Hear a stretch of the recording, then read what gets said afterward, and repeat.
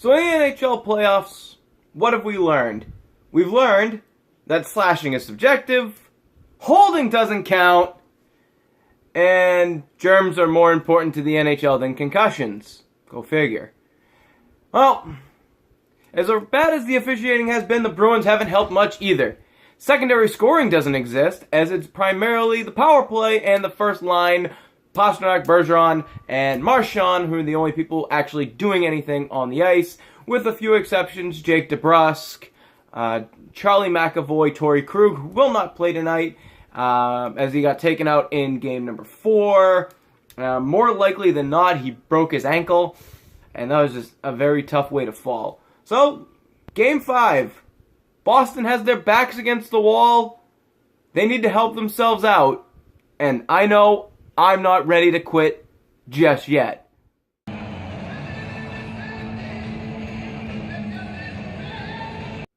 So we start things off in the first period, as we always do. 2-Ks. Tuukka Rask takes on Andrei Vasilevskiy.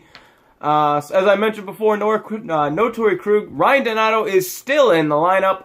Brian Gionta, he is out. Riley Nash back in.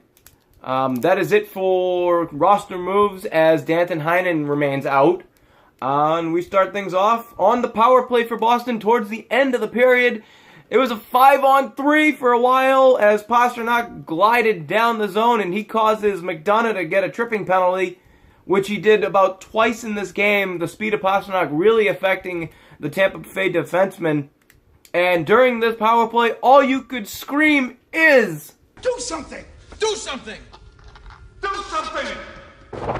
And finally, they do. Charlie McAvoy gets the puck from David Krejci. He goes back to David Krejci. Vasilevskiy comes over. He's too low. It goes over the shoulder. It's a goal. Power play goal. David Krejci does something.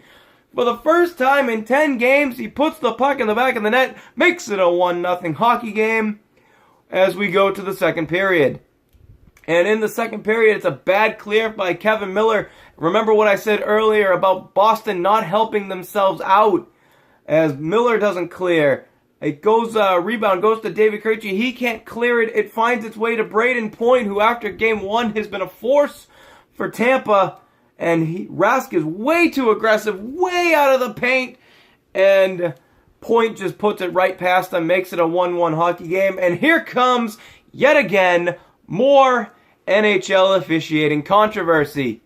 As JT Miller, principal point of the head on David Backes. So Backes is out with a potential concussion, and a few minutes later, or actually literally minutes later, Tampa Bay goes on the power play. Patrice Bergeron called for a trip. It looked very much like an embellishment to me, which they called on Marchand in the first period, by the way. Just want to point out the inconsistency as it remains to be. Quick rule break. Rule 48.1, my apologies.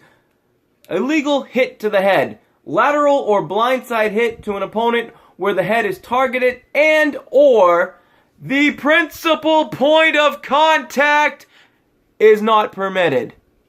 So Tampa Bay gets a penalty, or gets the power play. And it's a cycle game between Kucherov and Miller, who, principal point of the head on David Backes.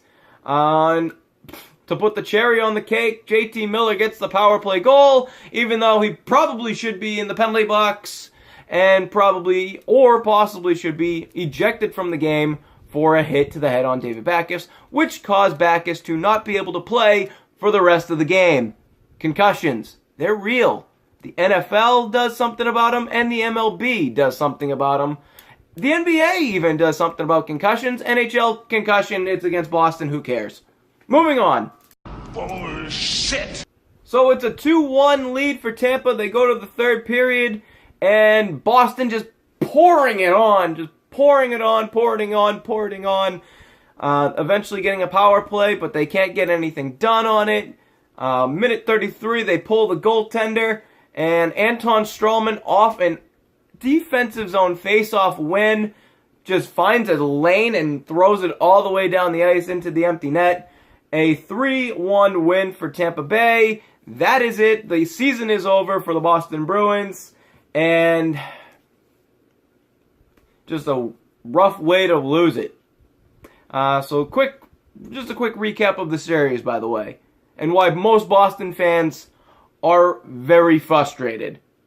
Game number 1, Boston dominates, outplays Tampa Bay, they win. Game number 2, a little bit more consistent. Maybe you say Tampa Bay was a little bit better, but Boston with a chance to tie it, slash on Marchand, no call. Tampa Bay wins. Game number 3, Boston looked terrible. We'll freely give you that one. Game number 4, again, 50-50, maybe Tampa Bay slightly better at some points, Boston better at some points. Boston had the lead going with seconds and minutes left in the third period. Holding on McAvoy takes him down behind the net. And that's the Stamkos goal. Then Tampa goes on to win it. Again, no call.